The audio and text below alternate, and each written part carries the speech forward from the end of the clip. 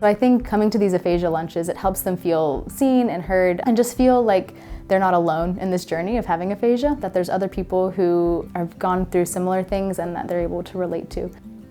My name is Brianna Cassida. I'm a speech-language pathologist here at the Speech and Language Center, and I've been here for over 5 years now. Aphasia is language loss, typically after a stroke or any kind of brain injury. One thing we really want people to know is that language loss after a stroke doesn't mean loss of intelligence or intellect. These individuals still have their full intellect, they just struggle with language, whether it's verbal speech, comprehension, reading, or writing. Today we had an aphasia lunch with Rob and Billy. We've been working with them for a little bit now, and they're always so much fun to work with. Just a chance for some clients to get together and see other individuals who are going through similar experiences so they can connect with someone who's experienced some of the same difficulties, working through some of the same things, and overcoming some of the same barriers. Being a part of our aphasia lunches is always a whole lot of fun. We're able to laugh together, tell stories, work on some of our speech skills that we've been practicing in individual sessions. Rob and Billy both had their strokes a couple years ago, and so they've been coming to speech therapy here at the Speech and Language Center for a couple of years now. When they first started, before even coming to the Speech and Language Center, communication was pretty challenging for them both.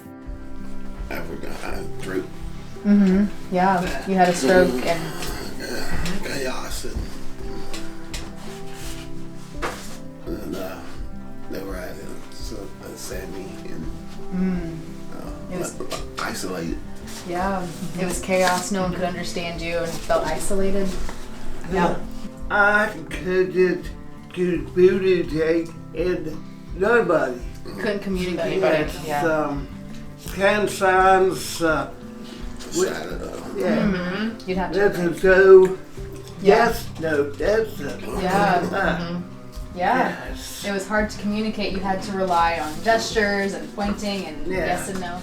Working with people who've had aphasia, there's different difficulties that people might have. We might work on word finding, so when people are having trouble coming up with the word they want to say, there's different strategies and things we might work on to help them come up with that word. We work on speech, rate of speech, prosody, things to help them slow down and make the sounds and things that they need to say. We'll work on reading and comprehension, and for writing, we can work on text messaging, sending messages to their loved ones, writing notes. We try to make it very functional for people, so figuring out what's important to them. How can we help you meet your goals and whatever you need to communicate in your daily life? You learned so much in a given year.